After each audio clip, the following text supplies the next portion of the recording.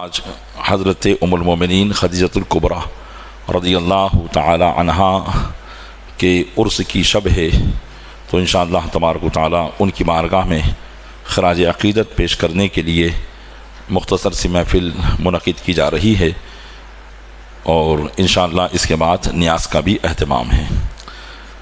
الحمدللہ رب العالمین والصلاة والسلام علی سید المرسلین وعلى آلہ واصحابہ اجمعین، اما بعد فاعوذ باللہ من الشیطان الرجیم، بسم اللہ الرحمن الرحیم، الصلاة والسلام علیک یا رسول اللہ وعلى آلک واصحابک یا حبیب اللہ، الصلاة والسلام علیک یا نبی اللہ وعلى آلک واصحابک یا نور اللہ۔ بحمدہ تعالی ہم حضرت ام المومنین خدیجۃ الکبریٰ رضی اللہ تعالی عنہا کی بارگاہ میں خراج عقیدت پیش کرنے کے لیے جمع ہوئے ہیں۔ اللہ تبارک و تعالی ہمارے اس جمع ہونے کو اپنی بارگاہ میں قبول فرمائے اور اس محفل کو ہمارے لیے ذریعہ نجات فرمائے۔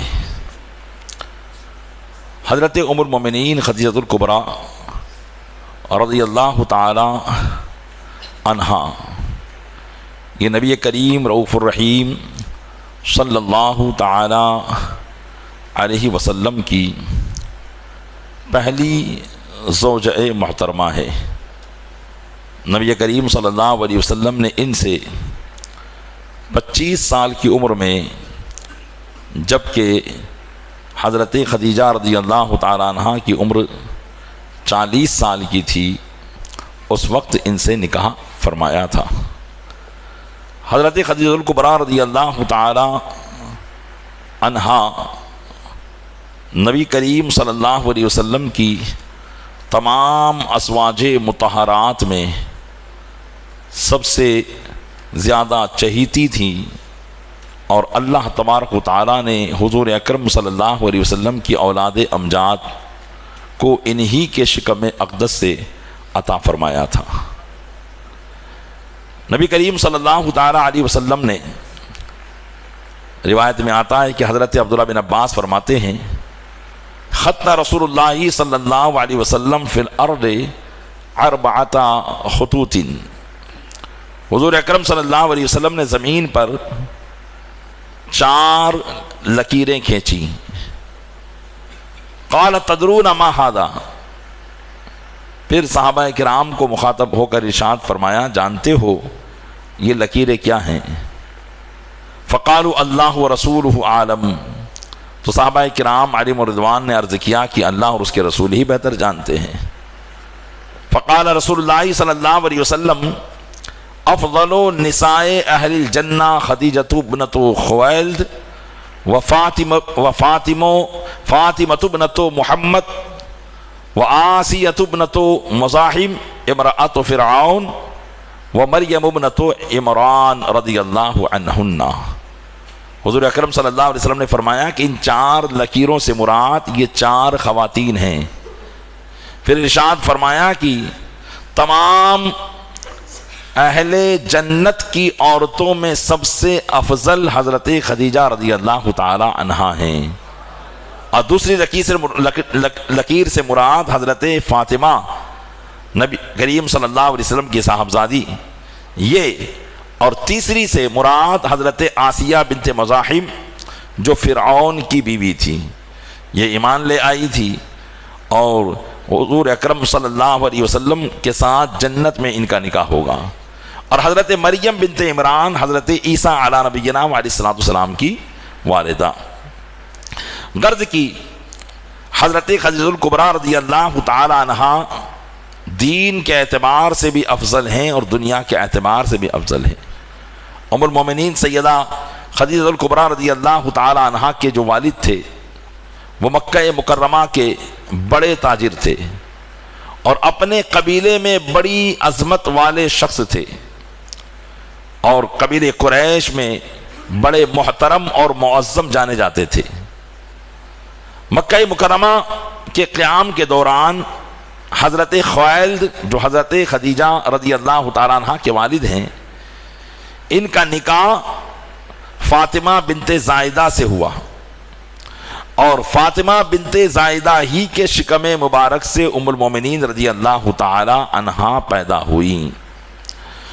حضرت خدیجہ رضی اللہ تعالی عنہا کے والد جو تھے وہ اتنے معزز شخص تھے کہ ایک مرتبہ یمن کے بادشاہ تبع نے کعبۃ اللہ شریف سے حجر اسود لے جانے کا ارادہ کیا تو خیلد نے ہی ان کا مقابلہ کر کے حجر اسود کو اس کی جگہ پر محفوظ رکھوایا۔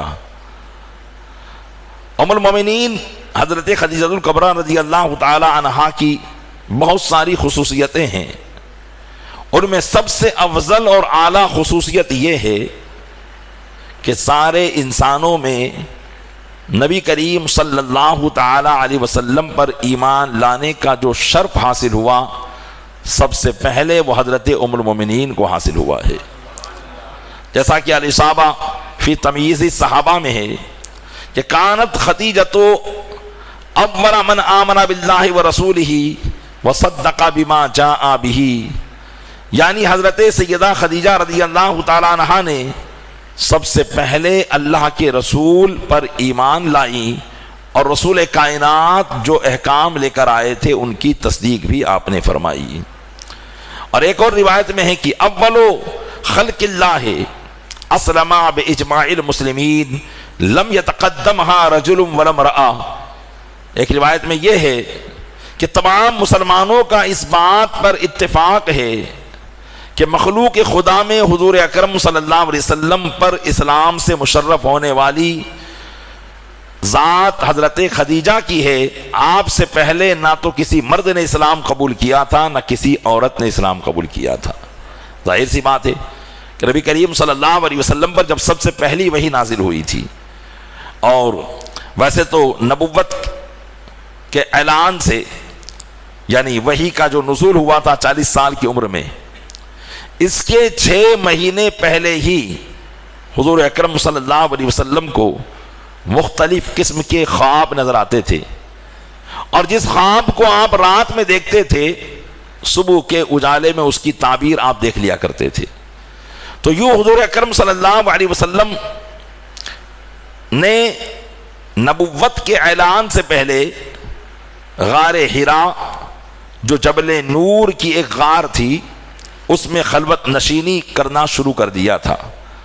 3-4 دن تک اکٹھا توشہ لے کر چلے جاتے، یعنی کھانے کا انتظام لے کر چلے جاتے، اور 3-4 دن تک جب تک آپ مطمئن نہ ہوتے اللہ کی عبادت و ریاضت غار حرا میں فرماتے رہتے، یہاں تک کہ جب اللہ تبارک و تعالیٰ کا اپنے محبوب صلی اللہ علیہ وسلم کو نبوت سے باخبر کرنے کا وقت آ گیا تو حضور اکرم صلی اللہ علیہ وسلم اپنی غار میں تشریف فرما تھے کہ حضرت جبریل امین علی نبینا وعلیہ الصلاۃ والتسلیم حضور اکرم صلی اللہ علیہ وسلم کی بارگاہ میں سب سے پہلی مرتبہ نمودار ہوئے۔ اچانک حضرت جبریل کو دیکھا تو حضرت جبریل نے کہا اقرا پڑھیے۔ حضور اکرم صلی اللہ علیہ وسلم نے ارشاد فرمایا ما انا بقاری، میں نہیں پڑھتا یا میں پڑھنے والا نہیں، اس طریقے سے حضور اکرم صلی اللہ علیہ وسلم نے جواب دیا۔ حضور اکرم صلی اللہ علیہ وسلم فرماتے ہیں کہ انہوں نے مجھے دبوچا، اتنا دبوچا اپنے سینے سے لگا کر کہ میں ان کے دبوچنے کی سختی کو محسوس کرنے لگا، پھر مجھے چھوڑ دیا اور کہا اقرا پڑھیے، تو میں نے کہا ما انا بقاری، میں نہیں پڑھتا۔ انہوں نے پھر مجھے سینے سے لگایا اور اتنا دبوچا کہ میں اس کی سختی محسوس کرنے لگا، یہاں تک کہ پھر تیسری مرتبہ مجھے چھوڑ کر کہا اقرا پڑھیے اپنے رب کے نام سے، اقرا باسم ربک الذی خلق، اپنے اس رب کے نام سے جس نے پیدا کیا تو انسان کو پیدا کیا۔